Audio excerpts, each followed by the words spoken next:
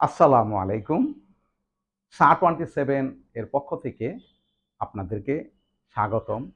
বিশ্বের যেখান থেকে আমাদের এই চ্যানেলটি দেখছেন, আশা করি এখন যে আমাদের ক্লাসটি হচ্ছে, এতে আপনারা যেই দেখছেন সে ব্যক্তিগতভাবে উপকৃত হবেন।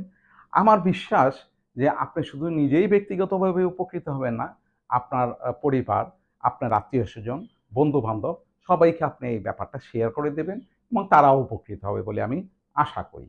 তো শুরু করা যাক আজকে আমাদের এই আ ক্লাসটি।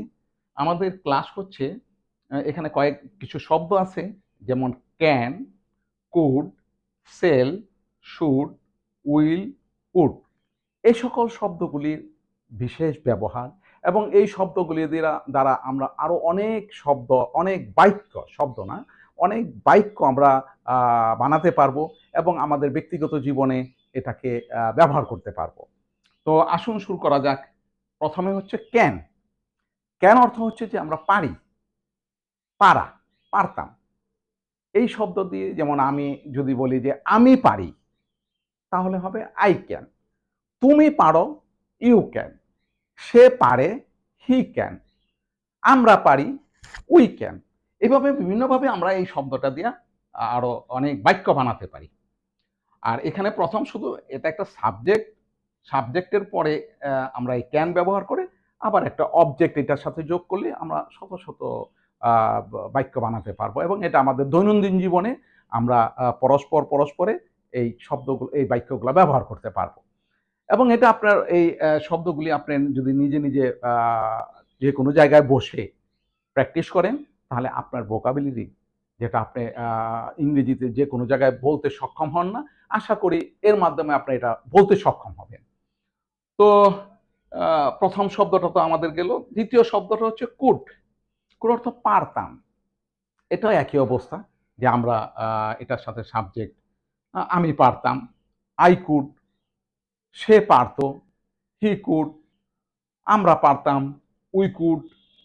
এরকমভাবে আমরা আরো অনেক শব্দ আম আ আমরা অনেক বাক্য বানাতে পারবো, যেটা আমরা আমাদের দৈনন্দিন জীবনে ব্যবহার করতে পারবো। এরপরে আসে সেল। সেল এটা ভবিষ্যতের একটা আ মানে শব্দ। সেল এবং উইল এই ২ টা শব্দই আমাদের ভবিষ্যতের অর্থ যেমন সেল অর্থ বা, বে, বো শেষে মানে শব্দের শেষে যদি বা, বে এবং বো থাকে তাহলে সেল বা উইল এই ২ টার একটা হবে। তো ব যেমন আমি আ করব, I shall do। আমি করব, I shall do। সে করবে, he will do। এরকমভাবে উইল এবং সেল আম আ ব্যবহার করা হয় এবং এখানে শব্দের শেষে শুধু বে, বা, বো এই যেকোনো একটা থাকলে আপনার এই শব্দটা আ ব্যবহার করতে পারবেন। এরপরে শুড। শুড হচ্ছে অর্থ হচ্ছে উচিত।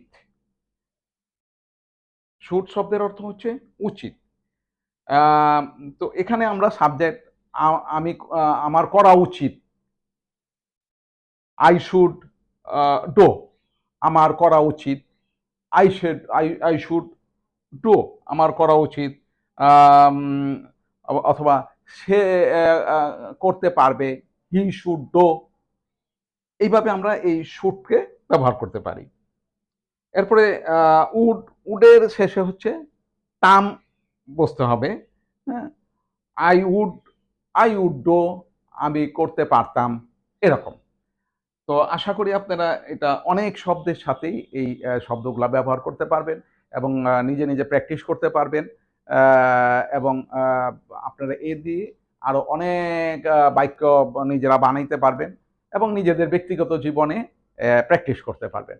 এবং SAR-27 এই চ্যানেলটি আপনাদেরকে এই সকল কাজে একটা ফ্যাসিলিটেট করবে। এই চ্যানেলের সাথে যদি আপনারা সংযুক্ত থাকেন, তাহলে আপনারা নিজেরাও উপকৃত হবেন।